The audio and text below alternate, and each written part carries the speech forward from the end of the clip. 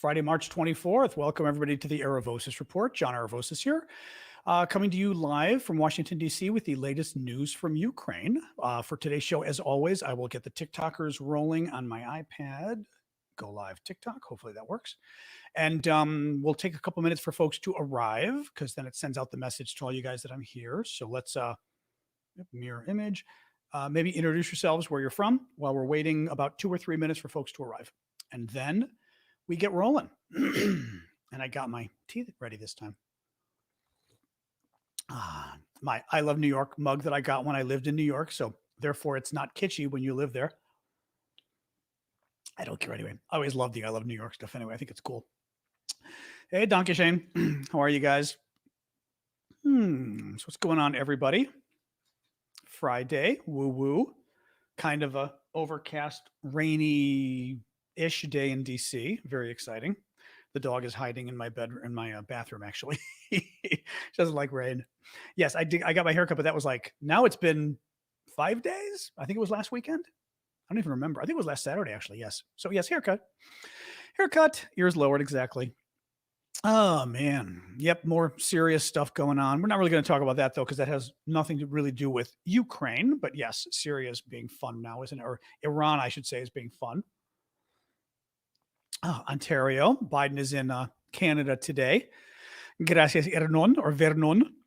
But yeah, Biden just spoke with Trudeau in Canada. It's always fun to see. We'll go about another minute or so, and then I will start the show. Just waiting for folks to get notified on TikTok and YouTube and elsewhere. One Twitcher. I can't believe we don't have more than one person on Twitch. It claims one. I think there's more. Anyway, I had a nap earlier, actually, which is always dangerous. If I don't have the nap, I'm yawning. If I have the nap, then I'm like, calm. Thank you, Dawn, for the Friday gift. Yeah, without the nap, then with the nap, then I'm like, calm, John. A little too calm. Oh, much of Europe's clocks go ahead this weekend. Oh, that's fun. That's fun. Well, my timing is the same. You guys but exactly. Everyone who's abroad, make sure you double check what time it really is when I start the show. Thank you, Just Keys. All right, guys, I think I'll start. Welcome. I am John Aravosis. This is the Aravosis Report, my nightly show Monday to Friday, 6 p.m. Eastern from Washington, D.C., where we talk about the latest news from Ukraine. Thank you, Just Keys, again. The way the show works, I do about the first half of the show talking about the latest news, my take on it, and then second half, I take your guys' questions. On TikTok, you guys are on my iPad in front of me.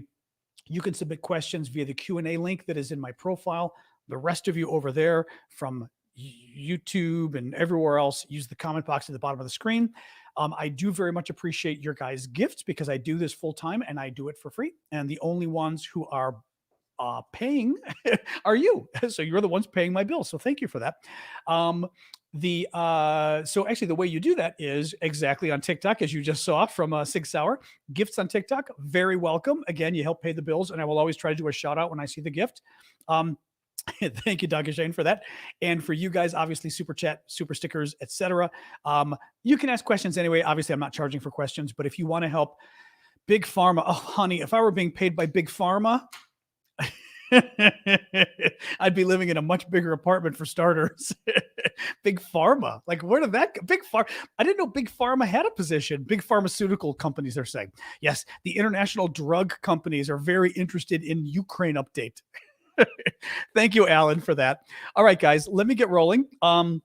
So just to remind you, tomorrow, quick housekeeping, and we're getting rolling. Tomorrow morning, we're doing the coffee talk, our weekly coffee talk, which we call it for TikTok, but we're also doing it for you guys as well, for the Discord people. Everybody who are the paid subscribers on TikTok, the paid ones, and the paid subscribers, VIP members of Discord, of our Discord community. I do a Saturday morning hangout with you guys, usually should be half an hour, but it's usually an hour or longer. Thank you, Magnus, for that. So please do join us tomorrow morning, 10 a.m. Eastern Time, U.S. Roisin said the time changes in Europe over the weekend, so keep an eye on that. Our time already changed in America, so it'll be a different time, whatever. You know what I mean. You know how this works. All right, let's get rolling. So, Governor DeSantis flip-flopped again, but I'm talking again. He's flip-flopped 3 times this week on Ukraine. This is bad. This is very bad. So this story is important because it goes to the issue of America's continued support for Ukraine. And what will happen if our government changes, and our government already changed to a degree, right? The House of Representatives switched from Democratic control to Republican control, and not just Republican control, but MAGA Republican control.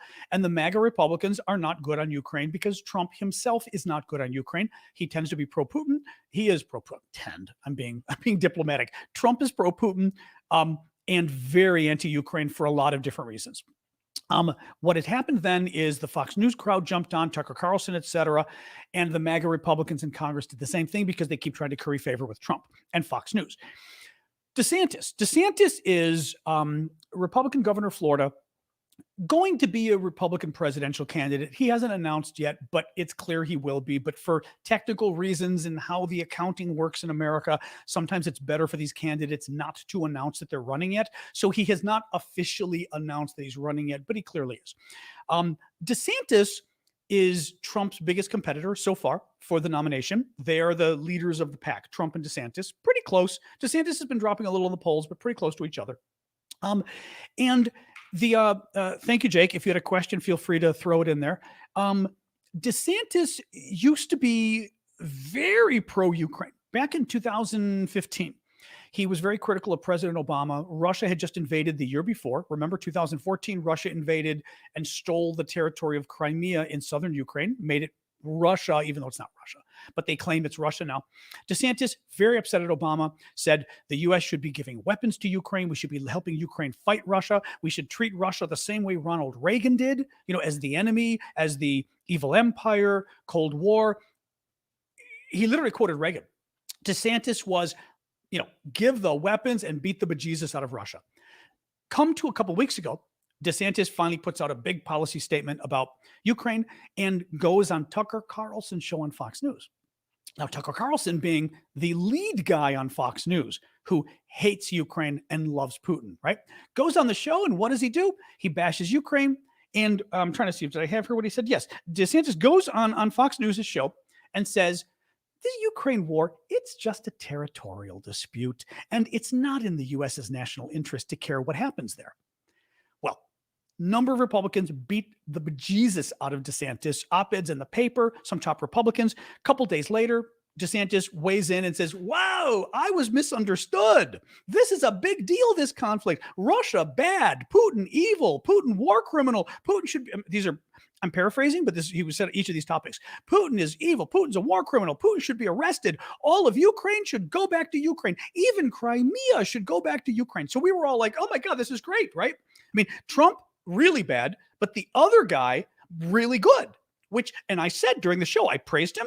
I'm not a big DeSantis fan, but I praised him and said, this is great because this will be very important for Ukraine if we can have at least one of, not even one, the top contender to Trump right now, it's early, being very pro-Ukraine.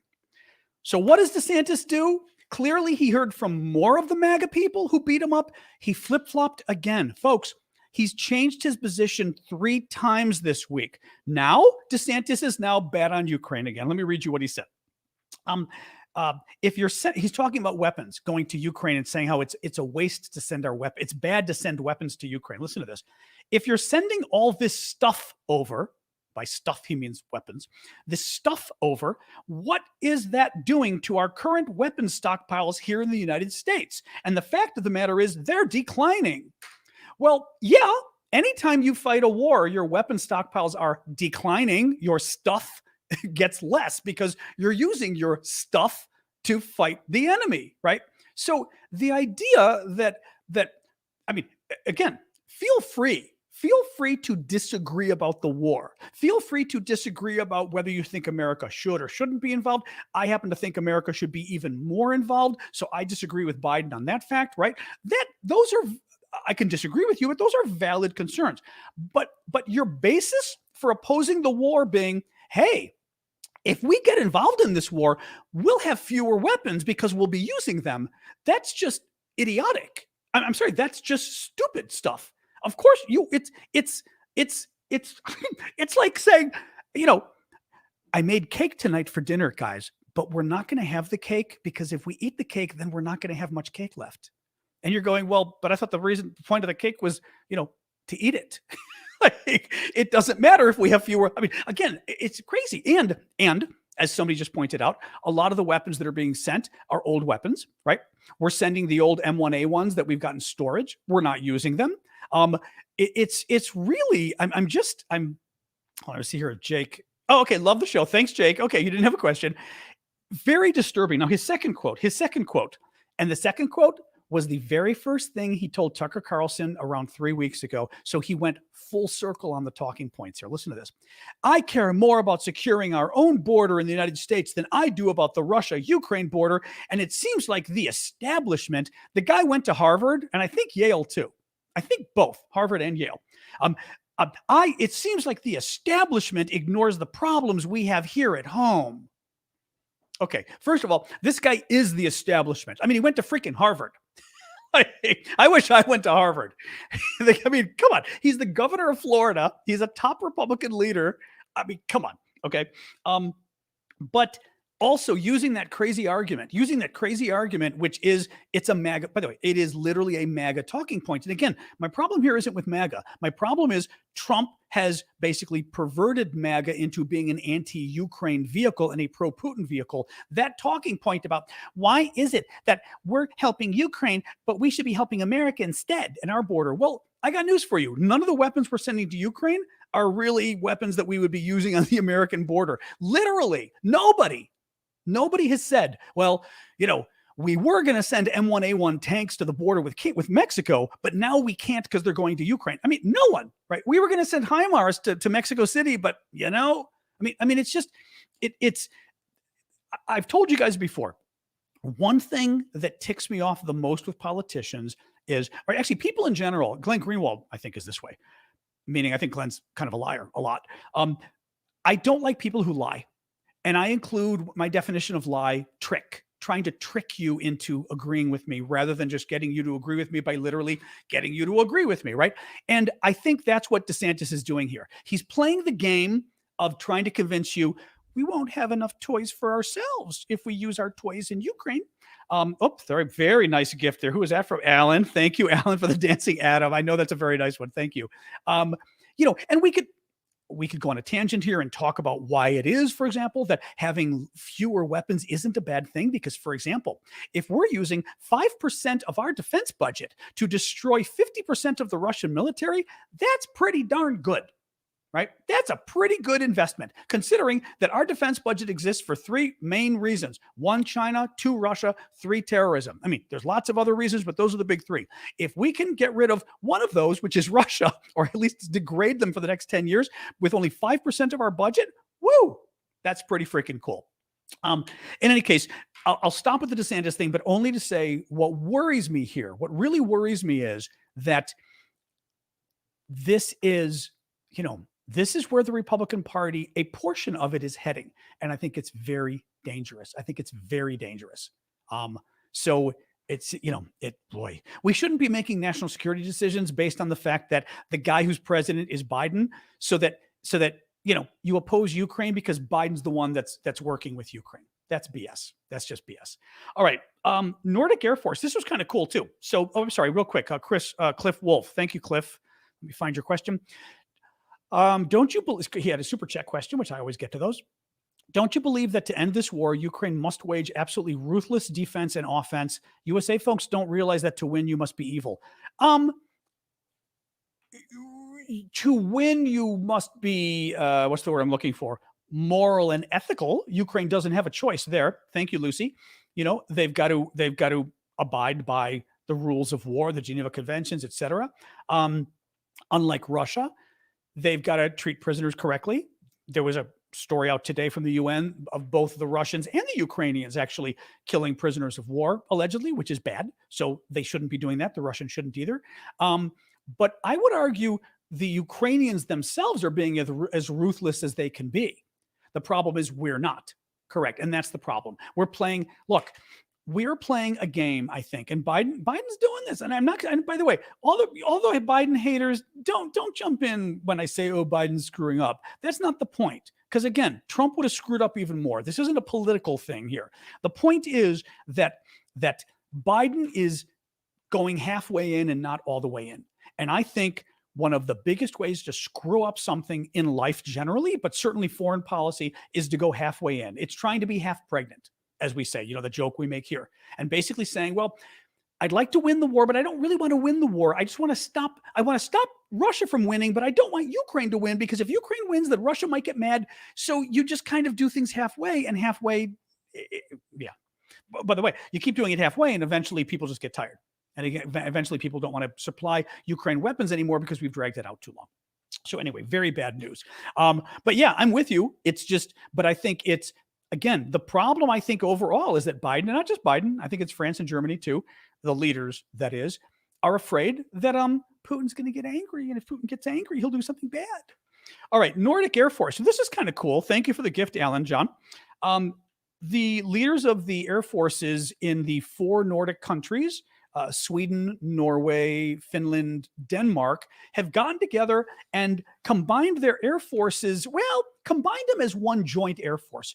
Each one is still operating their own air force, but they're treating it as one combined air force, where basically any of the countries has 250 planes at their disposal in case of war, etc.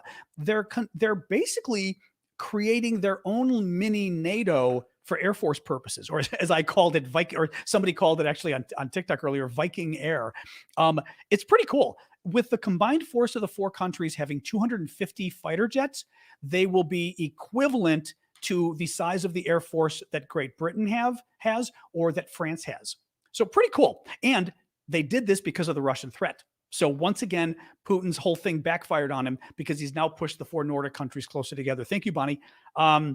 Let me tell you really quick about my Discord, and then we'll continue. So the Discord is a really cool way of basically joining folks together after the show. As I said, tomorrow morning, we'll be doing a hangout on the Discord, just at 10 a.m. Eastern time US, for the paying members, the $5 and up members on Discord. I'll also be live on TikTok for the same thing for the paying subscribers.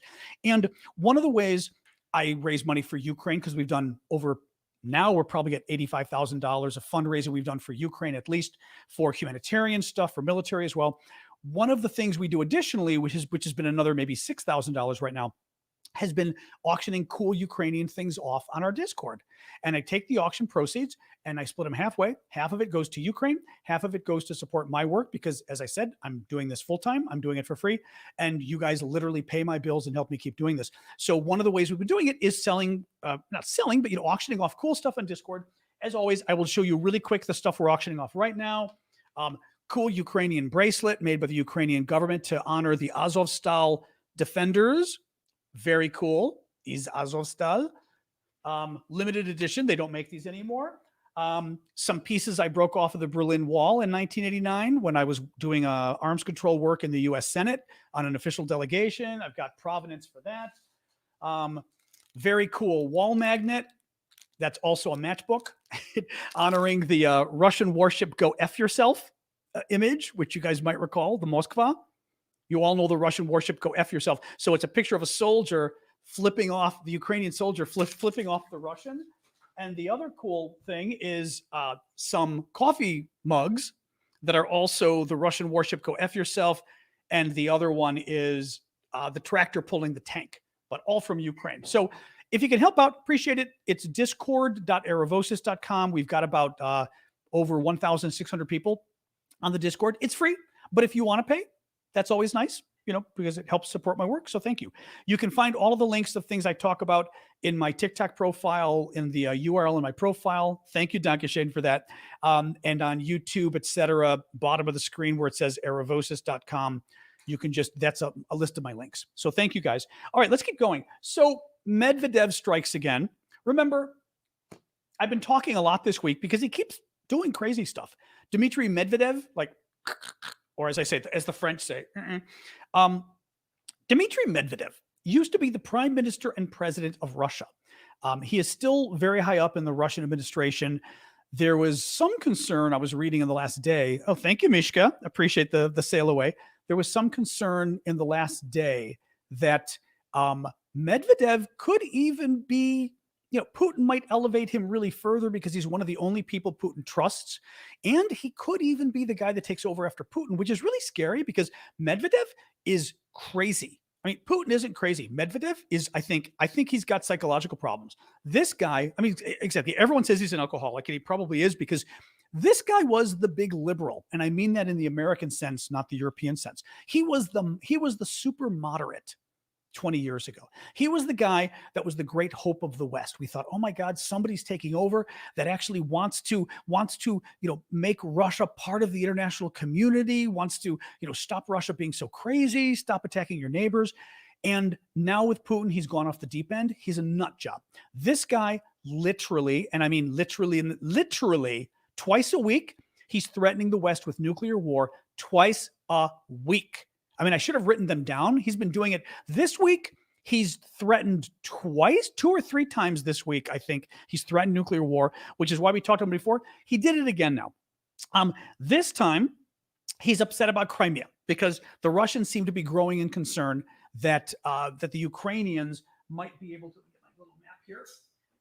That the Ukrainians, in their big counteroffensive, their big, they're not the I was saying the Empire Strikes Back, except they're not the Empire. But their big counterattack against the Russians expected in the next, few weeks to maybe 2 months. The Russians are worried that it's going to include Crimea. Crimea is this is all Ukraine. Crimea is the Ukrainian territory that the Russians invaded and stole in 2014. Okay. The Russians don't want to lose any of the occupied territory, but they really don't want to lose Crimea, and Putin really doesn't want to.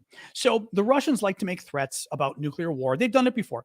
They've said, for example, this is the rest of the territory of Ukraine that Russia occupied in the last year, and Russia claims it's Russia now. No, it's not Russia, it's Ukraine. But Russia says it's Russia. Russia many months ago, and I'm sure it had to be Medvedev. It had to be said, now that we've made this Russia, like early October of last year. Now that we've made this Russia, if Ukraine continues to attack and takes any land, we're going to use nukes against them because they're attacking Russia and taking Russian land. So what did Ukraine do? Ukraine went ahead and took back a bunch of land. Russia didn't do anything.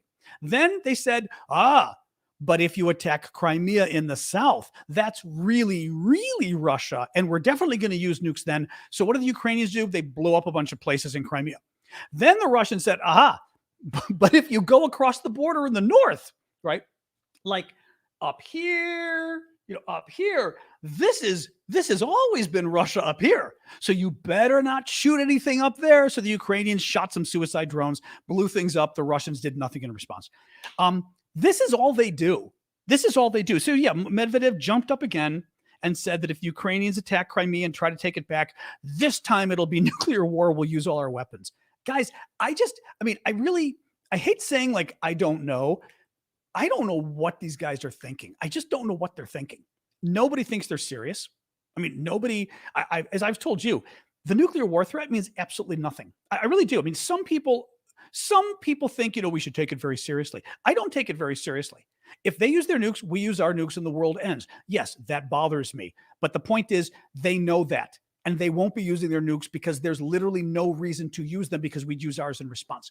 In using it in Ukraine, what's the point in using it in Ukraine? The military folks have said there is no military advantage to them using their nukes. If they use their nukes, it will not stop Ukraine from getting Crimea back. Militarily, it does nothing. What it does do, it pisses off the Chinese. It pisses off the Indians, the 2 countries who are really big supporting Russia right now. And the Indians are doing it. I mean, the Indians can pretend they're not. The Indians are being ridiculously supportive of Russia. It's really horrific what India is doing. But it'll piss them off and possibly drive them against Russia. And if they use nukes, we enter the war. And if we enter the war, it's over for Russia. They'll lose. I'm guessing it's for domestic consumption there. I think it's for Fox News. I think they're trying to give Tucker Carlson any ammunition and Donald Trump any ammunition they can so that Tucker can go, oh my God, again, they're talking about nukes because mind you, the danger with Tucker Carlson and Fox News is that and I've always said this is what bothers me with people who lie. When you're a liar who lies to your audience, but your audience likes and trusts you, the audience believes you. So Tucker tells his audience, hey, Medvedev just threatened nuclear war again. This guy's serious. We could have a nuclear war. Is it worth dying? Is it worth all of you dying? Is it worth your children dying? And they hear Tucker telling them and they go, well, it's Tucker. Why would Tucker lie to them, right? Think about the insurrection in January 6th, right? You had Fox News telling Fox News is getting sued for $1 billion because of it. You had Fox News telling their listeners that the election was stolen. And now you've got like 65% of Republicans that think the election was stolen because Fox News lied to them repeatedly. I mean, it makes sense why they believe it. Thank you, Phoenix, for the coral there. It makes sense why they believe it. But that's because, again, it's the news source they trust. The problem is the news source they trust, we now know, has admitted that it doesn't even believe the news it's selling. And it becomes a problem with Ukraine because we've got a situation where they're telling people that the nuclear war could be real. And this, anyway, my point is, this is why I think the Russian stuff is happening. Thank you, Dee, for the hanging lights there. This is why I think Russia makes these threats, because they know at least that Tucker and Fox News will repeat them and tell their listeners, this is real. This is really dangerous, so that at least they've turned off the Fox News crowd from helping Ukraine.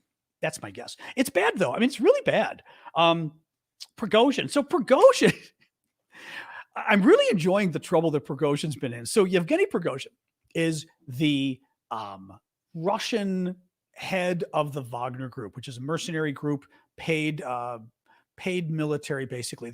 They're a private army, okay? And murderers, too. I mean, the Russian army ain't any great shakes, but Prigozhin's guys are actual murderers. These guys are horrific.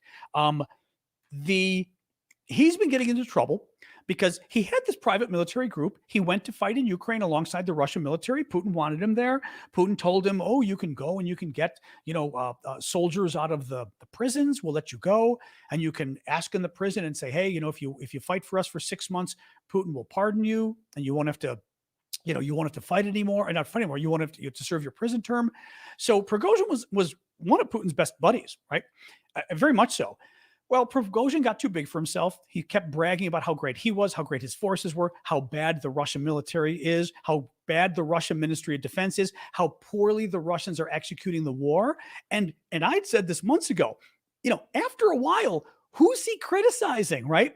If you keep criticizing how poorly the war is going, how poorly the decision-making in the war is going, and how horrible all these guys are at the top running the war, it's not a stretch for people to say, are you talking about Putin himself? I mean, the ruble stops with Putin. So Putin finally had enough with Prigozhin, cut off a lot of the ammunition. So like 80% of the ammunition for Prigozhin's own troops fighting in Bakhmut in the east got cut off. They no longer let Prigozhin and the Wagner Group recruit men from the prisons anymore. I mean, the Russians are Putin's just out to destroy this guy, right? So Prigozhin then, rumor comes out that he's thinking of leaving and going to Africa now. He's going to move his forces back to Africa and not help in Ukraine at all. Well, then yesterday he comes out and says, oh, no, I wasn't saying that. So now he's getting scared again. So yesterday yesterday or today, he's now denying that he's going to go to Africa and no longer fight in Ukraine. So, I'm still fighting. He started praising the Ministry of Defense troops and promoting people joining the military through the Ministry of Defense. So Prigozhin's now trying to save his butt, which is funny. But listen to this. Institute for the Study of War, which is a very good defense think tank here in the U.S. in Washington, D.C. Hey, B, let me get to that in a second. I'll put it up here so I don't lose it. There we go. Institute for the Study of War had a couple quotes on what Prigozhin was saying. So listen to this. Prigozhin denied, this is what he said in the last day. Listen to this. Prigozhin denied, we don't know who's paying for Wagner. Sorry, Suspense was asking. That was something we were asking about yesterday. It's not really clear. I mean, we know abroad it's the government. So like in Mali, it's the Malian government paying for it, right? Or in Syria, potentially it's the Syrian government. I don't know how it works in Ukraine. I really don't. B, I'll get to yours in a second. So Prigozhin in the last day did not listen. Now listen to what he did now. Now this is a guy who is trying to make good with the Kremlin, trying to make good with Putin. Listen to what he did. Prigozhin denied the Kremlin claims that Russia is fighting NATO in Ukraine and questioned whether there are actual Nazis in Ukraine, as the Kremlin constantly claims. Right? I mean, Putin's big talking point is the reason we are not doing well is because we are fighting NATO, right? We're not fighting Ukraine. Thank you, Thank you. Who was that? Panya for the happy Friday. Prigozhin goes, we're not fighting NATO. And we had to invade because they're Nazis. He goes, I'm not convinced they're Nazis. Prigozhin said that Russia is fighting exclusively with Ukrainians equipped with NATO-provided equipment, but not with NATO itself, totally undercutting them. Prigozhin added that he is unsure about the denazification objective in Ukraine because he does not know if there are Nazis in Ukraine. I mean, I don't know what the guy is doing. He's trying to basically screw things up for Putin, but he's going to get himself killed. Thank you, Alistair, for the love you there. Final point. Prigozhin also noted, this was a great point. Prigozhin also noted that Russian officials most likely knew that NATO would offer Ukraine military aid because it is ridiculous to think that when Russia decided to conduct this special military operation, it did not account for NATO's help to Ukraine. In other words, he's saying the Russian, basically, this is Russian state television doing this. Russian state TV, which is the Russian government, should stop complaining. This is my paraphrase. Should stop complaining that they're fighting NATO and NATO weapons, and that's the reason they're losing. Because they keep saying, well, the reason we're not doing well is because we're fighting NATO weapons. He's saying, you knew that all along. You knew that when you invaded that you'd be fighting NATO and NATO weapons. So don't give me an excuse now. The reason the war isn't going so well is because you're fighting NATO. You knew you were going to fight NATO and you didn't prepare, is what he's saying.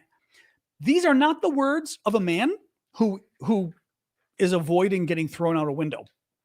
It's really crazy. I mean, I'm glad because this is, again, more conflict in Russia, but it's kind of funny, actually. B. Smith, do you have any idea why Russia... You can wait a little bit. The dog's getting pissed at me. She's starting to hit. In a second, I may have to go give her more water. She's starting to do the... Oh, my God, fine. Okay, hold on. My dog is my child here. She's getting pissed and banging her bowl for water. One moment. You are so bad. You are so bad. You know that? A little more here. Oh my God, you're bad. Here. Jeez. All right. That's enough for now. Oh my God. Jeez. My sister's dog taught my dog that when she's thirsty and there's no water, to hit the bowl and just hit it with her paw. My dog's only 10 pounds. She's this big. And she keeps hitting it with her paw. So it goes ding, ding, ding. I mean, it's like, so there is no way to ignore the dog. You can, if anybody has a dog, cats will kill you, but cats will do it in your sleep. Dogs will just sit there and make noise until you help them. All right.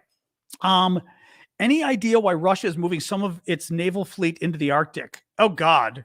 I mean, I am not up on the Arctic stuff. I know that the Arctic issue is huge because there's been a lot written about it in the last few years. Thank you, Laurent. But I don't know what's up with that. I do know, let me put it this way.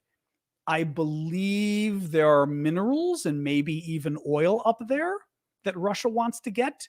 I know the other countries have pretty much, I believe there's sort of a gentleman's agreement. I mean, there's a treaty, but there's also sort of a gentleman's agreement that we don't go up there and screw around. The Russians are screwing around. The Russians are basically trying to take over the Arctic because the other countries aren't getting involved. So it's going to be its own little sort of Cold War or whatever in the Arctic, but I don't really know much more about it. Thank you for the March thing there, user. And the mariachi hat. Who was that? Chezak. Hey, Chezak. So suspense. I don't know who's paying for Wagner other than in Africa, it's the governments themselves. They're mercenaries. They get hired. They're hired guns. But I don't know how it's working in terms of, in terms of Putin. The Russian government must be paying them something. Thank you, Boost Fighter. They've got to be paying them something. Go down here. Oh, Drew. Hey, Drew. Thank you for that. Not Ukraine related. You can skip over if needed. Just joined as well. So sorry if I missed it. Any idea what's going on in Syria? Not really. We didn't really get into it just because, Syria's not, there's nothing really going on with Ukraine or really Russia as far as this. All we know is the Ukrainians fired or whatever, a suicide drone at U.S. troops yesterday. For whatever reason, the U.S. base or whatever they attacked, its defensive systems weren't fully operational. They should have had defensive systems that would have been able to stop the drone. Thank you, Leash, for that. Or Lee, for that. Leash, I'm calling you Leash. Lee, thank you for that. Oh, and happy birthday. Whose birthday is it? John Hill, I think. Happy birthday, John. But all we heard today was the defensive systems weren't working. They were supposed to be working.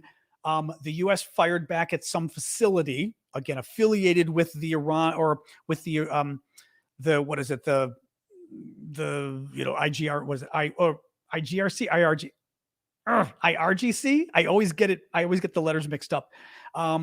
But I thought I just heard that the Iranians might have attacked again, but then I was scouring the papers before I came on and I didn't see anything.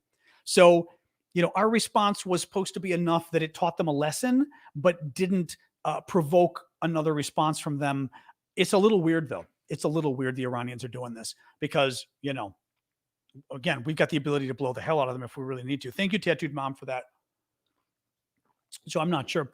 Why don't I volunteer to fight? Because I'm too old and I'm not Ukrainian. I always like when the trolls come on and say that. Why don't you volunteer to fight? Why should I? Americans aren't fighting in the war. I'm not calling for Americans to fight in the war, so I shouldn't have to volunteer either. Ukrainians are fighting. Ukrainians are happy to fight, and we're happy to help them. Yeah, I thought there was a second attack. Breyer is saying there was 2 attacks. I thought there was a second attack, but of them attacking us. But again, I tried then looking right before I came on and couldn't get any clear answers. So anyway, that's what I got for you, Drew. I have not been paying. I've been paying attention to Iran, but since it's not directly affecting what we're doing here, I haven't been giving it as much attention. So sorry for that. Booze with the paper crane. Who was that? Sorry, Steven. Thank you. All right. Okay. Sorry. This one. Okay. That's what I thought. Sorry. Otanbot's making a point here too. That's what I thought. I thought I heard 2 things. First, I thought I heard maybe 2 hours ago that there was a second attack against Americans, which is what Otanbot is now saying, that rockets were fired at a U.S. military base. I then heard right before I came on people saying there might have been a second response by the Americans, but I couldn't find any articles about it to make clear whether that was the case. Thank you, Iggy. So not sure what the latest is there. That's interesting. Yeah, join the Irish Army, exactly. Republican Guards. Revolutionary Guard or Republican Guard? Isn't it the Oh, no. I'm mixing them. I'm not even going to get started. I'm mixing Iraq and Iran. Oops, sorry. I know the difference. All right, let's keep going here. So not too much more news here. This was interesting too. So some of the families of the dead Wagner fighters. So, right, the Revolutionary Guard. Yep. So some of the family of the Wagner fighters who died are saying that the Wagner Group isn't telling the family members of their own troops that they're dead. They had to find out through like some Telegram group, basically some social media group that the families put together. Somehow they get information, but the Wagner Group itself, the military wasn't telling them their family members were dead. If they found out they're dead, they won't tell them where they're buried, so they don't even know where the body is. And it's just become kind of a zoo. It's really horrible. I mean, this is something we've known that Russia is not exactly well known for caring about their troops, especially once they're dead. Once they're dead, you're like garbage to them. What are you doing? Stop that. She's looking guilty as hell. I look at my dog as she's in the corner of the kitchen, had just done something because she's looking up at me like this. It's kind of like, what did you get into? Oh my God. I'm telling you, it's having a child. You've got to keep an eye on them full time. Anyway, so yeah, very sad what they're doing to the families there. I do have a Patreon as well. I won't push it too much tonight, but you can find it with patreon.com/Aravosis. You all right at the bottom of the screen. For you guys, you can always find the link via my profile on TikTok. The URL, click it. You'll see Patreon. Patreon is just a really nice way. Thank you, Dankeschön. Patreon is just a really nice way to support creators by giving them a monthly gift. You can, $5, $10, $25, whatever you want it to be. And it's just a nice way to be able to, coming in and out. It's a nice way for you to be able to just give a donation every month. And for people like me who, this is my income, this is my full-time job, it's nice to be able to see how much you get because it lets you sort of prepare a little bit more each month. So if you can, I'd appreciate it. I always say, look, if you've been watching for several months and you have the means, I had somebody yesterday who apologized and said they couldn't afford it. I'm like, if you can't afford it, do not put yourself out. I'm obviously not dying here. But if you can, and you can support me via Patreon, I'd appreciate it because literally you're paying the bills and helping me keep doing this. So I appreciate it. Hey, Scotland. Nice to see you there. Now we do have our Scottish favorite, Callum, just so you know. I'm not going to, I've already have my Scottish favorite, but nonetheless, we always welcome more Scots to the show. All right, couple more stories and then we'll get to this. From the Kyiv Independent, the Armenian court ruled that that it would abide by the International Criminal Court and that Putin can be arrested on Armenian territory. Doesn't mean he would be, but that's interesting. And Austria, this was interesting. This was also, I think, from the Kyiv Independent. Austria, according to the Austrian Justice Ministry, told a Ukrainian publication when they were asked if their country would arrest Putin if he were to visit because of the arrest warrant from the International Criminal Court. And they said, as a party to the Rome Statute, which is the International Criminal Court, Austria is obliged to execute arrest warrants issued by the International Criminal Court. Now, that's a little bit of a, circular thing because we know they're obliged to, but would they? Let's see. In any case, it puts a little more pressure on Putin. Final story really quick is about the training woes. This was interesting, actually. It's from the British Ministry of Defense. Listen to this. As of mid-March 2023, Russia had likely redeployed at least 1,000 troops who had been training at a training ground in southwestern Belarus. Although no new rotation of troops had been noted, Russia has highly likely left the tented camp in place, suggesting it's considering continuing the training. So Russia has been training troops in Belarus, country northwest of Ukraine, basically a puppet state of Russia right now. It's an independent country run by a dictator named Lukashenko, but basically a puppet of Russia. And Russia's been training troops there. They just removed some of the troops, but they're leaving their bases there so they can continue the training. And what the British Ministry of Defense says is the fact that Russia has resorted to training its personnel under the much less experienced Belarusian army highlights how Russia's special military operation has severely dislocated the Russian military's training system. Instructors have largely been deployed in Ukraine, meaning all the men who would normally instruct the troops, teach them, are fighting in Ukraine, and a lot of them probably killed at this point, but are fighting in Ukraine. Wait, where is this really quick? Russia likely also views Belarus's continued interest. Yeah, so basically what they're saying is the instructors have all been deployed to Ukraine. They're either dead, injured, or whatever, but they're not available anymore. So the Russians are having to train their troops in Belarus. The Belarusian military is helping train the Russian troops, and the Belarusian military is terrible. So it's a sign of basically other ways that this war has affected Russia and is hurting Russia's military preparedness. So that's why I mentioned the story. I think it's interesting. Okay, that's what I've got for that today. Oh, I did forget to mention, yes, one of the other things we're auctioning off is the Zelensky sweatshirts. Woo, woo. These are the sweatshirts that Zelensky wears. He's been wearing them the last couple of days again as well. We get them from the same store he gets it from, the same people in Ukraine. And we've got a couple different sizes. Auctioning this off. It's neat. I love it. This is mine. It's a large actually because it fits me better, but it's a very unique cut. It's kind of long on the shoulders. Anyway, it's the sweatshirt quite literally Zelensky wears. So those are for auction too on our Discord, which you can find the link in my profile on TikTok. You can use the aravosis.com link. All right, let's do Q&A. Q&A, baby. I'm going to circle this really quick and then I'll remind you about the coffee talk again later. All right, submit questions via TikTok, via the Q&A link in my profile. For the rest of you, obviously feel free to use the regular question box or super chat as well. And please do keep the gifts coming because they help out. So quick sip of tea. Selling merchandise, why is it odd? It's not odd. Somebody thinks it's odd that we're selling merchandise. Do you like my report? Would you like me to keep reporting? I remember I gave that example of the Argentine politician, Maria Julia Alzogaray, who's dead now, but I had to interview her once 30 years ago.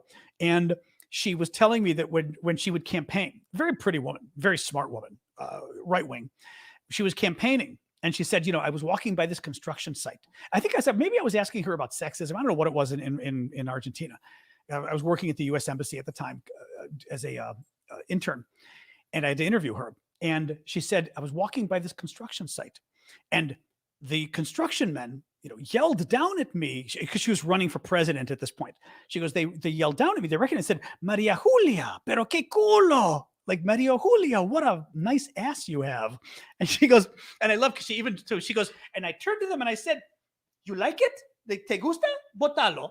She goes, I pointed like this, like, you like it? Vote for it. So that's my response to people who say, what do you mean you're raising money? You're selling merchandise. You like it, you pay for it. So I can keep doing this. And 50% of our proceeds go to help Ukraine. We have helped buy Starlink drones before Elon was being evil. We've put the money into camouflage nets. We've been helping the Ukrainians make camouflage nets. We've been getting them all the material that they basically, those nets they put over their tanks and other vehicles so the Russian drones and satellites and everything else can't see them. We've also done a lot of fundraising overall that's just been helping like Ukrainian kids, kids with disabilities. We bought Christmas gifts for kids this year. A lot of neat photos. Anyway, we've done a lot of fundraising, but she cracks me. The woman cracked. I mean, again, she was a right winger. And in Argentina back then, this is like 1988. In Argentina in 1988, right winger meant right winger. This is right after the military dictatorship, but she was funny as hell. Que culo, te gusta? Botalo. It was like fabulous. Alan, thank you for this. Eugenio, thank you for the happy Friday and the mariachi. We're doing the Spanish flair here, the toast mariachi hat. Alan Tracy saying Sky News UK mentioned Ukraine starting a bit of a counteroffensive in Bakhmut. Oh, that's interesting. How do you think this will go? Thoughts on Ukraine's future counteroffensives? I'd love to chat with you on all of this. Well, okay, Bakhmut. We'll remind all of you. Thank you, Carmel, for the Friday gift. Bakhmut, Ukrainian town. Oh, am I tapping? God, maybe I am. I don't know. If I am, I'll stop tapping. Stop that. Bakhmut, Ukrainian town up here. Okay. Oops, sorry. There's the flower. Thank you for the flower there, Tom. Ukrainian town up here.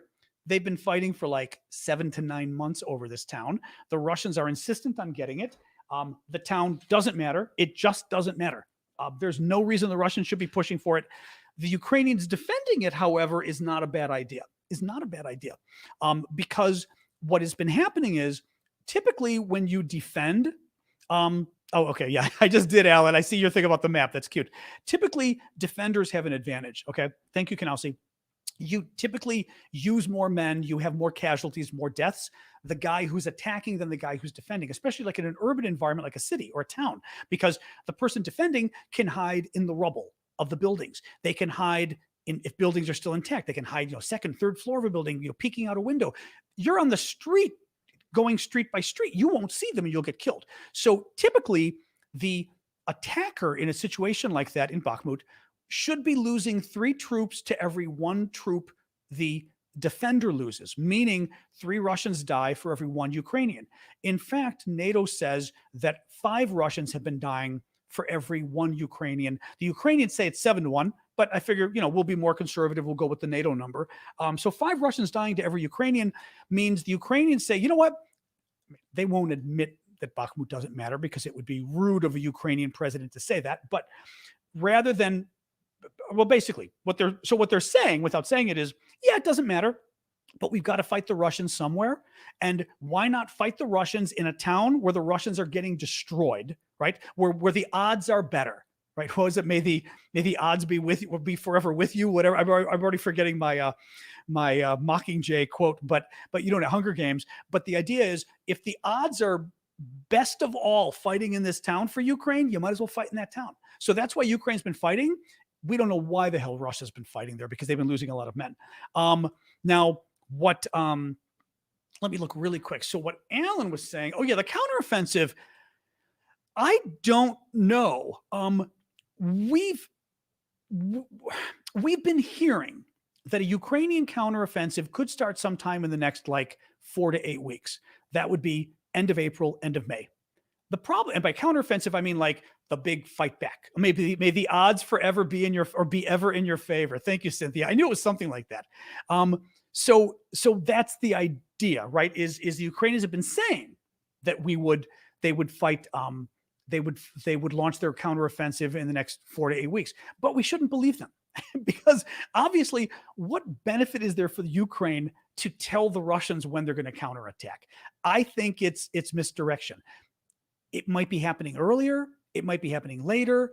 Maybe there's a multiple counteroffensive. But there's something going on that they're not going to tell us about. I have a hard time believing the counteroffensive will be in Bakhmut because the as Lord Voom is saying, like turn it into a meat grinder like in Verdun. I mean, here's the thing. Okay, U.S. has been getting worried, we think, from what we've been hearing. The U.S. has been getting worried that Ukraine's spending too much effort going after Bakhmut. Now, if you had a situation in Bakhmut where the Russian troops really are dying much more than the Ukrainians, kind of crazy, but I could almost see Ukraine doing an even bigger counteroffensive in Bakhmut, saying, if it's the worst place for the Russians to be fighting, let's fight them in the worst place for them to be fighting. Now, the problem with that is, yes, you're killing Russian troops, which is good in terms of getting the size of the Russian military down, right? If you're fighting the Russian troops, you want to get rid of the troops. But you're not setting yourself up for the next battle. And that's when I say Bakhmut doesn't matter. It doesn't help the Russians or the Ukrainians prepare for the next battle by winning Bakhmut. So I don't know. I mean, it's been discussed that, the big Ukrainian counteroffensive, trying to think here. I mean, certainly could be more. I mean, Bakhmut's over here. So it certainly could be more around here, but not much has been happening here. It's all been kind of stagnating a little bit. Zaporizhia is a possibility that's been talked about a lot. The Zaporizhia province, the region. The Russians have been very worried about this because they've been actually digging in more around Zaporizhia. The reason is because Russia stole Crimea in 2014, okay? There's a waterway here, and then Russia is over here, Russia's over here. Russia wanted a land bridge, so to speak. They wanted a land connection from Russia here to Crimea here. The only way they'd get it is by stealing all of this Ukrainian land, which currently they've done. So they want to basically make Russia, Crimea here, be connected by land. If Zaporizhia is taken by the Ukrainians and they get it back, you've now cut Russia off from the land bridge to Crimea again, right? So no longer Crimea over here is no longer connected by land to Russia here, because this is the way. So Zaporizhia is one big possibility. Another possibility is something with Kherson here. Kherson, you may recall, the Ukrainians took the northern part, north or west of the river here, but the place south is all run by the Russians still. But the closer Ukrainians push down here into Kherson, the closer they are to hitting Crimea. And if they can take all of Kherson, they're now in position to really hit some of the main facilities in Crimea. So some of the thinking is, could that be what they go after next? Could that be the big, I mean, that's the big prize, but they also think Crimea could be very difficult for the Ukrainians to get because the Russians have been building in, have been digging in since 2014 there.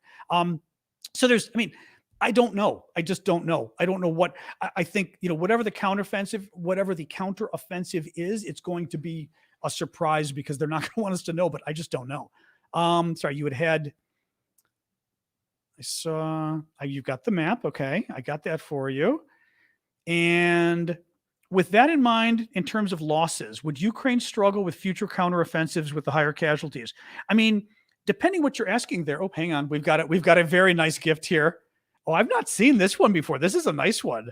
Oh, thank you, Dadike. Oh, that's cute. I don't remember that one before. That was very cute. Thank you for that.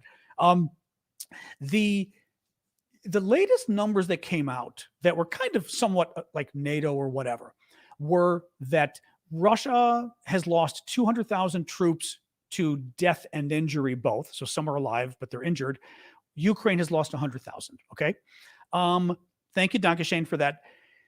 The only problem with that is that Ukraine is a country of 43 million people. Russia is a country of 153 million people. So Russia is 3 and then some times bigger, than maybe even 3.5 times bigger than Ukraine. But Russia's only had twice the number of casualties than Ukraine. So the casualties are causing a problem for Ukraine. Ukraine going forward, people are concerned about Ukraine going forward for the same, how do I put this? Ukraine is facing the same limitations that Russia's facing. 1, ammunition, right? Ukraine's not the only ones worrying about ammunition. Russia's worried too about having enough. 2, equipment. Ukraine's in principle in better situation there with the actual equipment, meaning tanks and things like that, because they're getting more. I mean, slowly are they getting the tanks from the West, but they're getting more and more military equipment from the West, so that's pretty good. Manpower, that's a problem. Just like with the Russians, the Ukrainians used a lot of their best troops already. They've either been killed, they've been injured, or they're just exhausted. I mean, you get exhausted. I mean, you can't just run the troops like this for a year straight. They just, they get burned out. They get, shell shocked. I was reading a report on that a couple months ago. So there was concern that was going to affect the Ukrainians going into the future as well, in terms of how good the Ukrainian forces are going forward. Are they going to be less adept in the same way the Russians are probably less adept? So thank you, Bonnie, for that. And just new troops in general. New troops, in principle, don't have the experience of old troops. So they may just be, greener and not as good at this. So yeah, no, that's I mean, I don't know if that's what you were asking, but that's the concern overall with that. Suspense. All right. Suspense is demanding the map again. I know this was not a heavy map day, guys. I was about to use a bad word that I'm not going to use. I'm not just going to throw my map around like a cheap piece of meat. I only bring the map out when it is necessary. I'm sure they're getting help from the CIA. Yeah. Malayethos is saying, are they getting any help from the CIA? I'm sure the CIA is giving lots of help to the Ukrainians. The only thing is, in principle, the CIA is not giving help as in the CIA is on the ground blowing things up.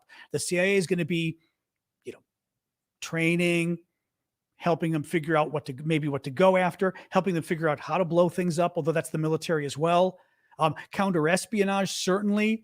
I think some of the work the Ukrainians are doing, this is just me guessing, but some of the work the Ukrainians are doing in the South, where the occupied territories, the Ukrainians are just, they've got the resistance. I mean, they're just basically blowing up bombs and things to make life really difficult for the Russian, sort of overlords in the territory that's being occupied. I wouldn't be surprised if the CIA isn't helping them figure out how to do that, even though on the ground, you wouldn't have CIA officers actually doing that on the ground, because that would be too dangerous in terms of the U.S. getting involved in the war.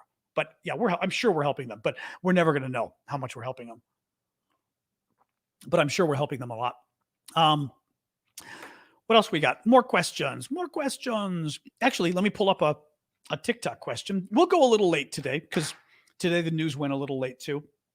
Oh, Leon, thank you. Leon gave me I didn't see that. 40 minutes ago you did. Thank you, Leon. I wasn't looking at my phone. Leon gave me a Patreon subscription, or a Patreon, I don't know, whatever you call it, subscription or a pledge. Thank you for that. That's very nice of you. Q&A, one moment here.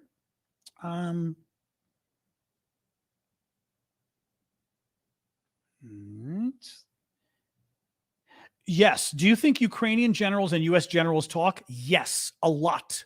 From everything we've seen, there is a lot of coordination between the two. The U.S. helps a lot to help the to help the Ukrainians. We're careful how we do it. Like, I think there was a big article on this a couple months ago about how, because we don't want to be, we're kind of playing a game, but honestly, it's a game the Russians played in Vietnam and everywhere else too, where, we're kind of at war with Russia, but we're not at war with Russia. Like, I don't have a problem of saying we're a party to this war. Of course, we're a party to this war. And every country that has helped Ukraine is a party to this war. I have no problem saying that. And Russia's been a party to wars before. We were a party to the war in Afghanistan when Russia invaded, and we helped the troops there. It's, big deal. So I'm like reading the next question as I'm talking to you. So I'm forgetting why I brought that up with us being a party to the war and all of that. Beep, beep, beep, beep, beep, beep, beep. It was something about helping the Ukrainians. Sorry, I'm like spacing out here. I was looking because Alan had another follow-up question. Do you think there'll be another attack on the Kerch Bridge if Ukraine goes after Crimea? Interesting question. So Kerch Bridge is right here at the tip of Ukraine, is a town called Kerch, I believe.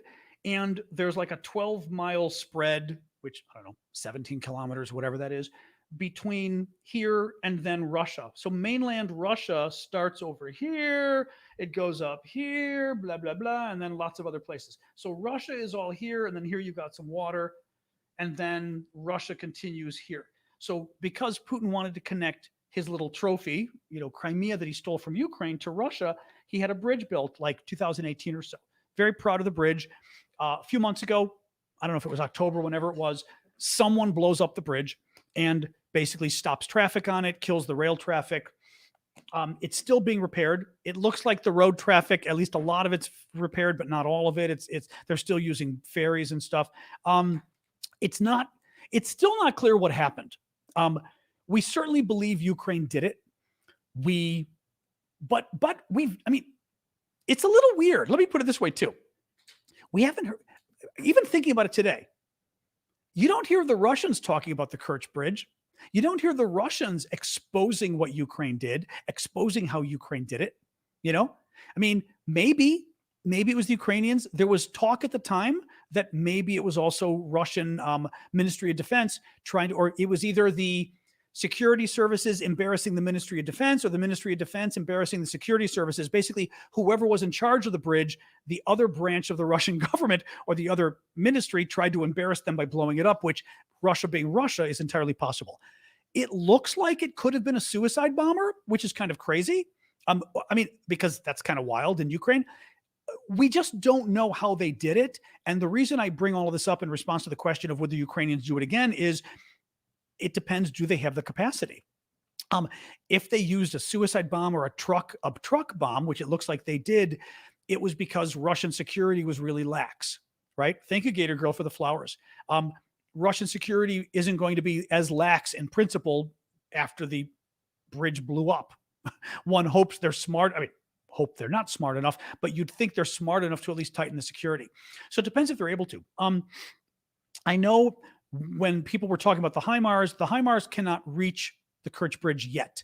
One of the other issues with HIMARS, which is sort of the rocket system, so to speak, we give the Ukrainians, I had read that you would need something like 50 HIMARS rockets to really take down, to cause that kind of damage to the bridge. And it would be just way too many rockets. It wouldn't be worth it.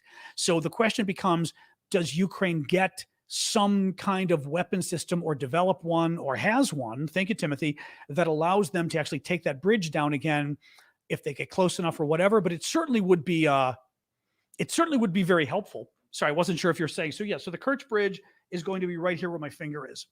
So you can see how Ukraine stops, but this is not all water. This is water and this is water, but this is actually Russia right here. So the bridge is between Russia right here and Ukraine right here. So it causes a lot of problems when the bridge goes, because also think of this, when the Ukrainians bombed that bridge, that meant all the supplies going to the Russia, because mind you, this is all Russia. It's not Russia, this is all Ukraine, but this is all Russian troops. At one point, maybe even now, I don't even know how many now, 200,000 Russian troops, you've got to feed them. How are you feeding these guys, right? You're having to bring food from Russia. Well, coming this way from Russia was a real pain because the way the highways worked, you were getting too close to the front lines by the Ukrainians, and the Ukrainians were bombing them. So the Russians were using the Kerch Bridge to bring a lot of supplies for their troops up here. Well, once the bridge got bombed, that screwed the supplies they were trying to bring this way. So there's a lot of reasons you want to go after the bridge to hurt the Russian war effort. But again, JDAMs, Alpha Centauri is saying JDAMs would do the trick, but would they want to trap the Russians? Oh, I think so. I think they'd be happy cutting off the Russians. They already did. They cut them off once, Let me see. More questions. Sorry, scrolling down here.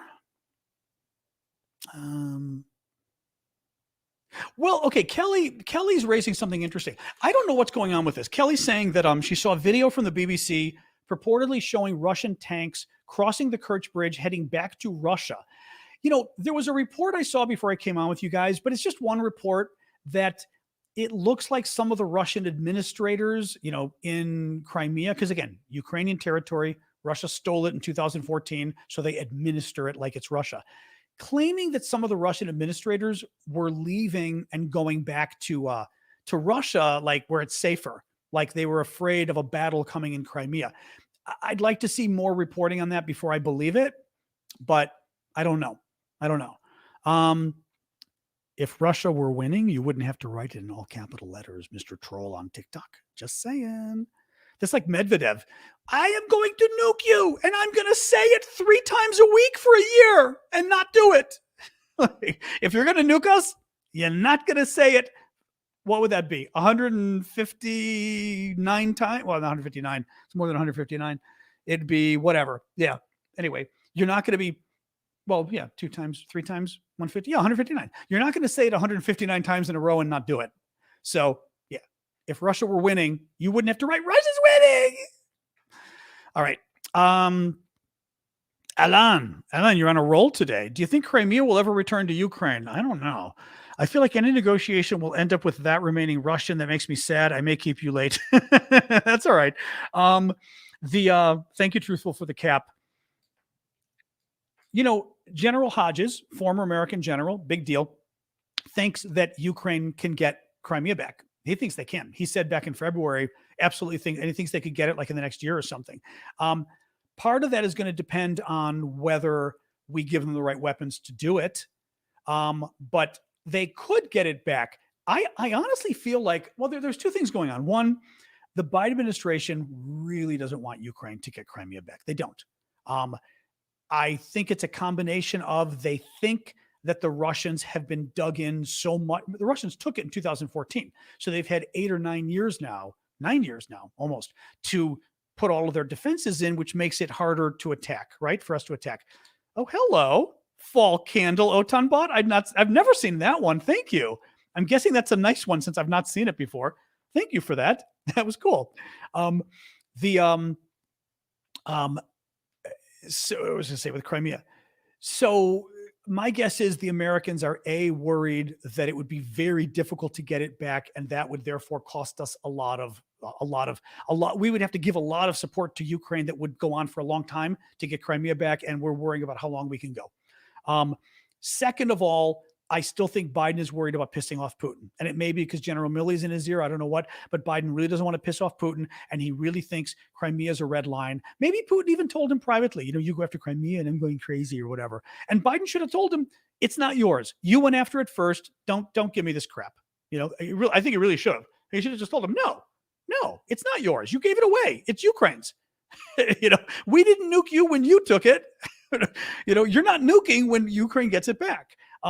But I do agree that Crimea is going to be difficult. Beach landing, at least from what I was reading, a beach landing in Crimea, the Russians have been preparing for that. So they've been building up along the beaches. So I don't know. I mean, it's going to be hard. Let's see. I mean, I have no idea. We have no idea what this counteroffensive is going to be. We have no idea how good it's going to be. I hope that some of the U.S. talking about how long it's going to take us to get the weapons to Ukraine. I'm hoping that a lot of that is misinformation, that basically, we're able to get them a lot, even the tanks. Let's hope we're able to get them a lot of the tanks already. And we keep saying, the tanks are going to be a problem because we're trying to convince them. Otherwise, why are we saying it, right? I can't imagine why we're even saying that our tanks are going to take, 8 months to arrive unless they're arriving right now. Because otherwise, why you wouldn't tell them, So I don't know. Sorry, scrolling down. Yep. So I think I've got Alan, Elise, and more Alan. Hang on. Wait. Sorry, I'm doing Elise's first. Elise with the super chat. Hang on. If the Kerch Bridge is hit again and the land bridge rendered unusable, Ukraine can wait Russia out.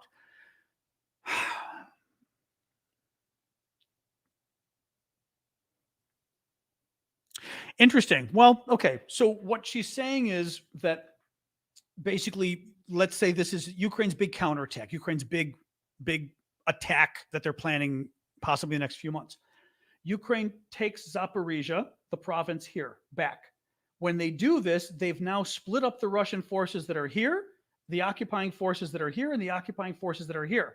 By splitting it up, these guys can no longer help these guys. And this part of Russia can no longer help these guys. So these guys are now dependent. Mind you, I think you may still have this number. At one point, a couple months ago, there were 70,000 Russian troops, I think, in Kherson.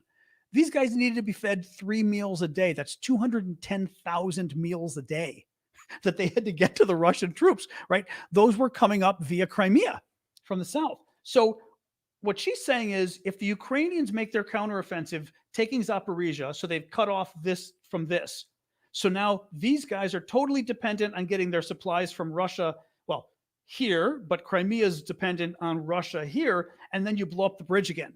So now you've made Kherson and Crimea stuck on their own. You now start to have problems getting supplies to the troops because not only is it food and water, which is important, you've also got to be able to get ammunition. I mean, look at the problem Ukraine's having with artillery. You've got to get more artillery, diesel fuel or whatever fuel you need for the tanks and the trucks and everything else. So I don't know. I mean, I don't know whether waiting it out is enough. Also, they're going to fix the bridge at some point, right? Also, is it possible the Russians are able to take back some land and reestablish that land bridge? Maybe. So I don't know that you'd want to take it back and just sit and wait. Also, the longer you sit and wait, potentially Russia's able to build up, its troops again. Anyway, I don't know. That's interesting though. Alain. So say this war was to continue into next administration in the U.S., which is a year away. It's not a year away. It's 2 years away because the new administration will start in January of 2025 and we are March of 2023. So it's almost 2 years away. Just so it's a little better. I mean, what then? I don't know. I don't know. Sorry. Suspense wants the map. I already showed the map again. I just showed the map right there.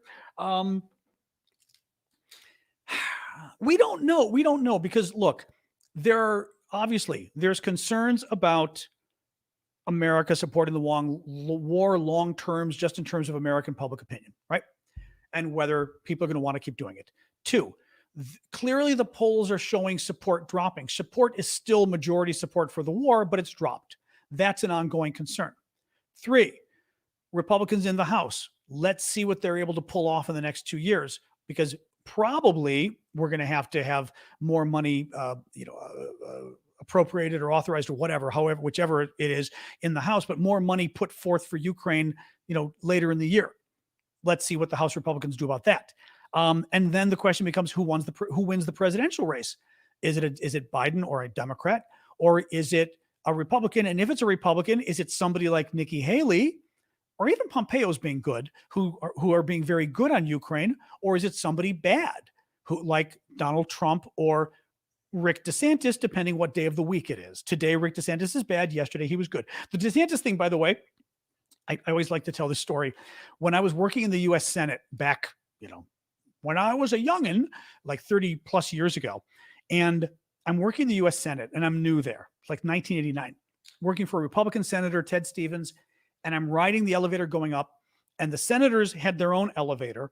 The Republicans, the senators had their own elevator, which was sort of at the end.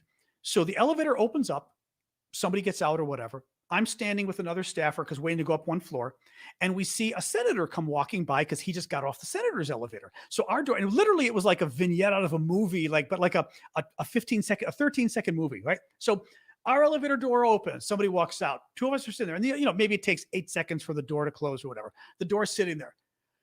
Republican Senator Al D'Amato comes walking by quickly, and D'Amato was kind of like this, a little bit hunched, carrying his papers, and he's got 2 staffers, one on each side of him. And the senators do a lot of work, but the staffers do a lot of work. I was a staffer. And the one staffer, they get right in front of our elevator. And the guy and I both heard this and howled. The one staffer goes, "Remember, Senator, today you're pro-choice." And literally, our elevator doors closed, and it was like end scene. The kid and I started laughing. I didn't even know if he was a Democrat or Republican. We just started laughing. We were like, oh my God. But like literally, "Remember, Senator, today you're pro-choice." That was Al D'Amato. Oh, well. But that's also Ron DeSantis. So let's see if Ron DeSantis gets elected. Is it going to be the Ron DeSantis of today who's anti-Ukraine? The Ron DeSantis of yesterday who was pro-Ukraine? I don't know. The Ron DeSantis of 8 years ago that was pro-Ukraine? I have no idea. But I think the longer the war goes on, it potentially is a problem for continuing to support them. Yeah, and Russia knows it. The only thing is, I still wonder for Russia how hard it is too. You know, I mean, meaning we sort of are playing this game just assuming that it'll be easy for Russia to keep the war going. Like they've got endless money, they don't. They've got endless stamina, they don't. Right? I mean, the Russian people at some point are going to start getting fed up with this. Probably one hopes. They have endless ammunition. They don't. We know that already. Russia's having issues with artillery, endless weapons. They don't. They had to get their, was it the T-54 and T-55 tanks, I think they're called, the tanks that were built after World War II that they're sort of pulling out of the mothballs and using. I mean, I wonder, and the economic sanctions, even if the sanctions aren't perfect, can Russia really handle 5 more years of these sanctions? Really? So I wonder sometimes if we're not talking enough about whether not just Ukraine, but whether Russia can handle a long-term war. Because I think everyone keeps saying, oh, this is Putin's, it may be Putin's strategy to drag it out for the long term. I'm just not sure that Putin and the Russians themselves can keep doing it for the long term, hang on. All right, Alan. Look at a lot of you guys today, Thomas. I'm just sort of clicking these so I don't lose them. Okay. Alan, thank you again. So we mentioned support drops in the polls. But what if Putin goes further than Ukraine if he was to win there? Where would he stop? Where could be next? What could that encourage him to do with Taiwan? Oh, China to do with Taiwan. Yeah, I mean, well, I don't mind you keeping late because you're paying. So, like Maria Julia Alzagoray said, as long as you're paying for it, you get it. So where would he stop and where could be next? I mean, I will say this. I'd like to talk to, I got to call up David. David Frum is a friend of mine. I like David. I think he's interesting. Some people don't like David because he was in the Bush White House and a big supporter of the Iraq War, which was a lie. So obviously bad thing, but David's a good guy and a very interesting thinker. If I remember, I'll reach out. I'm dropping tea on my TV controller. Probably not a good thing to be doing here. All right. But I wanted to ask David, because there's a little bit of a contradiction in our concern about Russia, right? And I mean, and I admit this too. I'm really, and honestly, I'll throw this out to you guys, sort of some of the military folks, et cetera. I just don't know. We say we are worried about Putin being emboldened by winning in Ukraine, right? Like, where would he go next? Eventually going after Poland, going after the Baltic countries. We also say that there's no way Putin would dare, like, for example, if Ukraine had been part of NATO, there's no way Putin would have dared go after Ukraine because Ukraine was part of NATO and all of NATO would fight back and they'd lose. The Russians clearly can't beat NATO. NATO would beat Russia in a second. So if NATO would beat Russia in a second, why are we worried about Putin winning in Ukraine and starting to cause trouble in Poland and the Baltic states, right? Now, let me say this. I had a conversation with a former NATO defense minister a couple months ago, actually a year now, it was right before the war started. And I asked him this question. I said, I don't get it. Like, if Article 5 kicks in, why are you so worried? I think he was talking about his concern that Russia could do a blitzkrieg, like a quick invasion of the Baltic countries and take them over before NATO could come and help. And that once Russia was in the Baltic countries, so meaning Latvia, Lithuania, Estonia, right? If you look at the map, you'll see they're way up north. Once Russia's in those countries, it becomes very difficult for NATO to dislodge them, was his point. And I said, okay, yeah, but then it means all-out war with NATO, And he said, maybe. He said, you've got to realize Article 5 isn't self-executing. The Baltic states would call for the invocation of Article 5. We would discuss it. And I did some research on this afterwards. Article 5 basically says each NATO member should come to the aid of the country invaded, and they should offer whatever assistance they deem necessary or adequate. So basically, you don't have to go to war You don't have to go to war if you're if Article 5 is invoked. Thank you, Carla, for the Cooper Skates home there.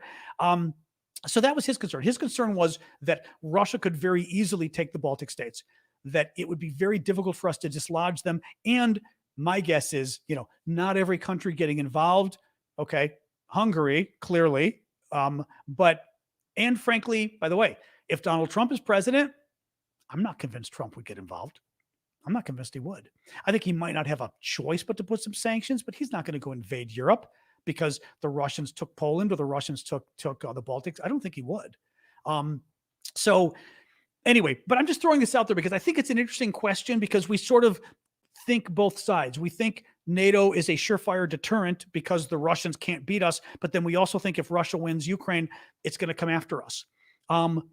But maybe that's it. Yeah, Justin's saying the West won't go through all the trouble if Russia takes the Baltics. That's the concern. And I mean, think about it. Slovakia, right? I mean, Slovakia is a great example. No American can find, but Americans can't find Slovakia on the map. They're going to say, Slovakia, what's that? Slovakia, Slovenia, right? I mean, we're going to go to war. We're going to risk nuclear war over Slovakia. No offense, Slovakia, but over Slovakia. And the same thing, like I said, for Estonia. We're going to risk nuclear war over Estonia. I mean, you can just France. I mean, you could just extrapolate that to every country. And again, depending on the government, are Ron DeSantis and Donald Trump going to risk war with Russia over Europe? Maybe. Biden would. A Democrat would. Republicans? Depends. Nikki Haley would. Pompeo probably would. Trump and DeSantis? Trump wouldn't. DeSantis? Depends what he had for lunch that day. So anyway, yeah, that's, as far as Taiwan, the China-Taiwan thing, currently, I think the war's lesson for Taiwan and China has been good. We have shown the Chinese that NATO and the West has been, resolved. The sanctions have been incredibly strong. China cannot afford to have sanctions like that thrown on it because China's economy is in more trouble than it's been because, the Chinese population is dropping. For the first time in like 50 years, their population dropped like 750,000. Oh, thank you, David MacArthur. Oh, thank you. That was very generous of you, David MacArthur. Patreon pledge. Thank you for that. Chinese population dropping like 850,000 or something. And even though China's 1.5 billion people almost, it's the first drop they've had in like 50 years. So they're worried about that, about what it means for the economy going forward, right? You have fewer workers. You've also got China. The economic growth is much lower than it should be. China's economic growth, granted, it's coming out of China, closed communist systems. So, grain of salt here, but still, China's economic growth has been like 8 to 10% a year, their economy growing. In the US or Europe, that would be insane. That would be horrific inflation. China pulls it off.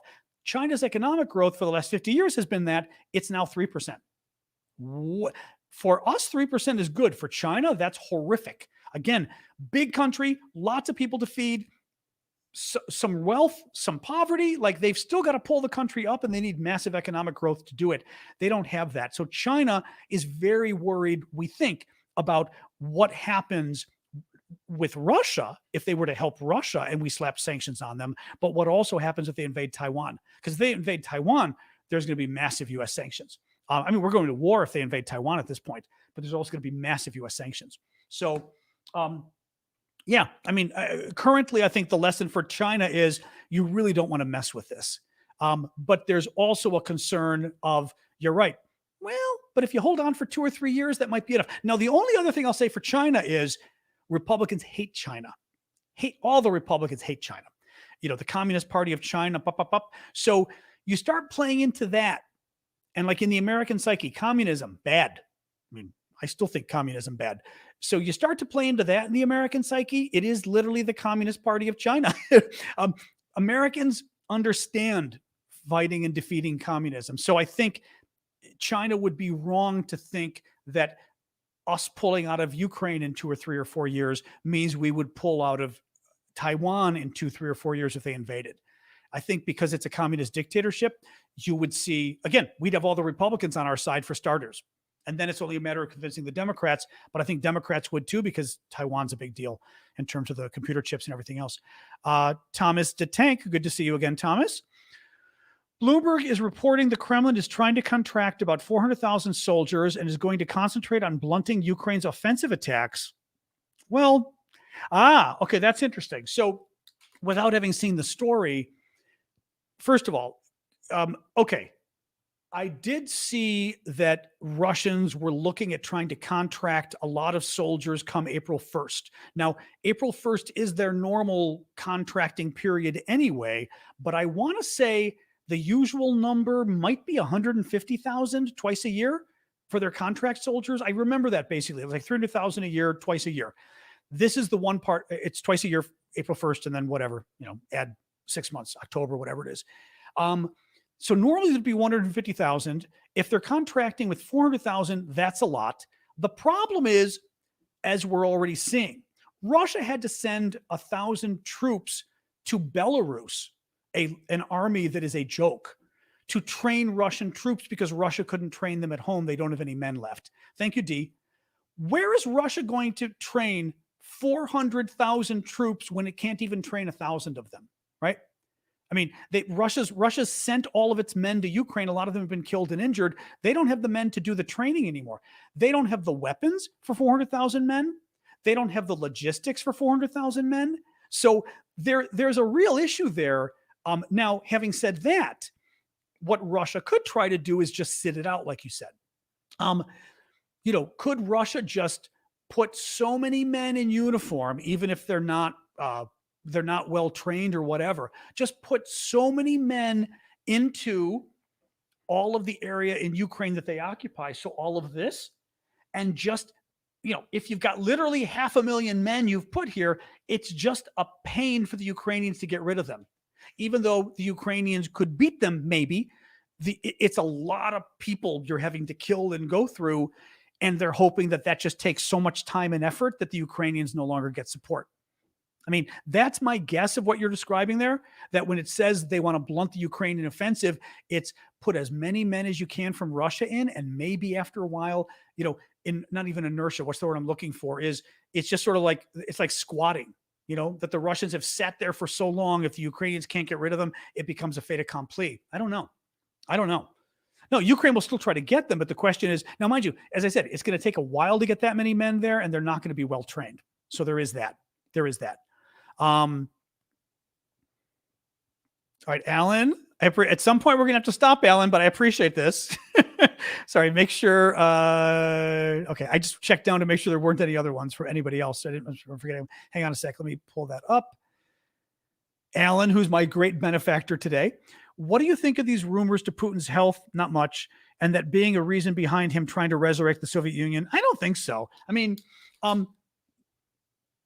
our experts at this point, from what they're saying publicly, they're not convinced that Putin's sick. I mean, maybe, but there's not. It's been a lot of rumor. Maybe it's influencing him to a degree. I mean, Putin has made very clear kind of what his thoughts are here. Thank you, Sean, for the superpowers. Putin sees himself as one of the great czars of Russia. The czars were like the old Russian. I keep calling them kings. I don't know what else you want to call them, kings and queens, basically, but of Russia. And he sees himself, the warlords, the power, the strong men in history, Peter the Great, Catherine the Great, this kind of stuff, right? The famous names. He sees himself as one of them. He, looks at Peter the Great, I believe, as being, Peter expanded Russia's lands. He was able to get the land from Scandinavia. I don't know if it was Finland or who, that it was able to steal the land to establish St. Petersburg, one of Russia's great cities, one of the world's great cities, right? And he sees himself as the man who is going to make Russia great again, because he thinks the fall of the Soviet Union was a mistake, and, thinks the West mistreated him because, of course, after 70 years of Soviet tyranny terrorizing the world and half a century of holding Europe hostage, we were all supposed to sit there and go, "Oh, Soviet Union, you're falling apart. Can we be nice to you now?" Come on. They're lucky, as far as I'm concerned, the way they got treated. But nonetheless, he thinks they were mistreated. So Putin is coming from, and honestly, I would say this too. I also get the sense in watching the Russians, there is an extreme megalomania, narcissism, mixed with extreme insecurity, right? These are people who it's Fredo or whatever from The Godfather. You know what I mean? I'm good too. Why didn't he pick me? Or whatever the expression is. Remember that scene? Like I'm good too. I'm smart. No, I'm smart. I'm smart too. Russia keeps all their interactions with Great Britain, or even the rest. They think they're equal to us. They think they're our cultural and economic equals. They're not. They thought they were a military equal. We thought they might have been. They're clearly not. They've got nukes. Okay. So do India and Pakistan. Congratulations, Russia. You're on a par with Pakistan. Yes. But they're kind of desperate to be equal to us. And that insecurity, you take the hubris, the pride, and the arrogance mixed with the insecurity, and we should be controlling the world just like we were during the Soviet days when the world feared us. Why is the world not fearful of us? We need them to fear us. And why is our country not growing like it did during the Soviet days? So Putin wants to make it grow again, make Russia grow again, in addition to make Russia great again. So anyway, all of that together, if his health were poor and he thought he was dying, it could perhaps give him an incentive to say, you know what, I've only got 5 years left. It's time to take back Ukraine. It's my life. I've been wanting to take back Ukraine. We've never done it. Now's the time to do it. Yes, I think that's possible. I don't think it's changing his view if he's dying, because I think his view clearly over many decades has been, the Soviet Union was a good thing. Russia being feared is good. He likes taking over other countries. He likes, growing. He likes the imperialism. And that's why he's doing it, which is also why he's not going to push the button and blow up the world at the end, because he wants to be remembered as the guy who expanded Russia, right? The guy who saved Russia. He doesn't want to be remembered as the guy who blew Russia up in a nuclear war and killed everybody, so that he's not going to do it. Anyway, so there you go. That's my answer on that. All right. Thank you. Alan, I may not be going to Discord tonight. Sorry. When I go this long, I prefer not to do Discord, because then I get my voice. I can tell my voice starts to get a little bit strained. So I usually don't do Discord if I go this, but thank you for having me go this long, because you supported me to do it. But I try not to do Discord when I go this long. So, all right. I will do the recap and then we will call it quits, guys. Just to remind you, tomorrow we've got, and thank you again, Alan, for that, and everybody else. Tomorrow we've got our coffee talk on TikTok and on Discord. We basically, it's a hangout at 10 a.m. Eastern time US. It'll be on TikTok for the paid TikTok subscribers.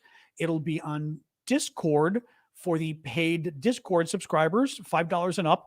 Anybody who just subscribed in the last couple of days, make sure you link your Discord account to the Patreon account. You do that from Patreon. I've got, there's instructions there. Actually, when you become a subscriber, look at the first post where I welcome everybody with my dog. And in the comments, you'll see Colonel Mustard's comment. He gave a really nice explanation of how to link your Patreon account to the Discord. Once you do that, then you'll be able to access the chat we do tomorrow morning. So 10 a.m. Eastern time. Otherwise, I'll be back Monday night at 6 p.m. Eastern as always. Oh, I've got a store. I always forget to push my store. I have a store as well, store.aravosis.com. You guys can find it just via the link at the bottom, aravosis.com on the screen. You guys can find it via the link in my profile. There's a URL in my profile on TikTok. Click it and you'll see the link of all of my stuff, including my store. It's a lot of cool Ukrainian themed stuff. Again, half the profits go to Ukraine, half go to support my work. Liz is weighing in a little bit on the Russian inferiority thing. Russian chauvinism. Chauvinism is a good word, actually. That's a good word. Russian chauvinism and insecurity have existed for centuries. Tsarist regimes alternated between reaching out to adopt Western technology and thought back to the East in romantic. And thinking back to the East in romantic nostalgia and isolation. Interesting. Yeah. All right. Let me do the quick recap of the stories we covered today, and then we are done till tomorrow. The shirt is one of the Zelensky shirt. This is a shirt, the style, well, I never know how to say this correctly. These are the shirts that Zelensky wears. I went and bought them from the same company. So they're the sweatshirts he wears. They're super comfortable. They're really nice. I like them a lot. They fit really well, and they're very warm and like fuzzy. I mean, they feel really comfortable. But they're the ones he wears. And I was able to find the company in Ukraine, and we bought them. So we auction them off in the Discord. So check the Discord and you'll see all the auction stuff. All right. Quick recap. Ron DeSantis flip-flopped again on Ukraine for the third flip-flop this week. He's now anti-Ukraine again. Nordic Air Force mini NATO, the leaders of the Air Force in the 4 large Nordic countries, Sweden, Norway, Denmark, and Finland, have signed an agreement to act as one joint air force to counter the growing Russian threat. Dmitry Medvedev, the former Russian president and prime minister, threatened nuclear war again, this time if Ukraine attacks Crimea, but he threatens nuclear war quite literally 2 to 3 times a week, and it's been now 159 times. I wouldn't get too worried about it. Prigozhin, the Russian oligarch billionaire who runs the Wagner mercenary group, is not doing well. He made more comments today undercutting Putin's war effort, which are probably not going to go over very well. I see Mario from Germany is putting up a classic German word. Oh, God. So I had to look only because we laugh because the Germans, they make these words with multiple things. Oh, God. I can't even, I don't speak German. There's no way I could even try to do that. Oh, my, I just put it up for folks to see it. Oh, my God, that's crazy. Some of the families of the dead Wagner mercenary fighters were not told that their relatives had died or where they were buried, and instead had to rely on Russian social media for the information about their loved ones. An Armenian court ruled that the country should abide by the International Criminal Court and that they can arrest Vladimir Putin if he steps on Armenian territory. Austria, the Austrian Justice Ministry, says that Austria is obliged to execute arrest warrants issued by the International Criminal Court when asked about whether they would arrest Putin. And finally, we talked a few times about Russia training its troops in Belarus, which has a really bad military, and how it shows that Russia is basically run out of trainers, that they've used so many of their men in Ukraine, they don't even have men now to train their own troops. So they're using a very inferior military like Belarus, which is a terrible military, to train new Russian troops, which is crazy. The Russian social media is Telegram. It's on Telegram. All right, guys, let's call it quits. I'm going to go put a pizza on because I'm hungry and my throat's getting, not bad, but throat's getting a little tired. And I will see a number of you, like I said, tomorrow morning, 10 a.m. Eastern time, US. Otherwise, thank you for the good night there, gentlemen. Otherwise, I'll be back Monday to Friday, 6 p.m. Eastern time. The only thing is, as we said, the time changes in Europe this weekend, but not America. Ours already changed. So come Monday, double check what the time is. I'm in Washington, D.C. It's the same time zone as New York City. Thank you, Nancy, for that. It's the same time zone as New York City. So just see what the time is in New York City. It should be 6 p.m. Eastern time. New York City is when I'm live. Although Washington, same time zone. All right, guys. Thank you so much. I will see you guys. And I'll see a bunch of you tomorrow morning for the coffee talk. Otherwise, and then I get to do my taxes this weekend, at least begin. Yay, fun. American taxes. Crazy. All right. See you guys next week. All right. Bye-bye. Bye-bye.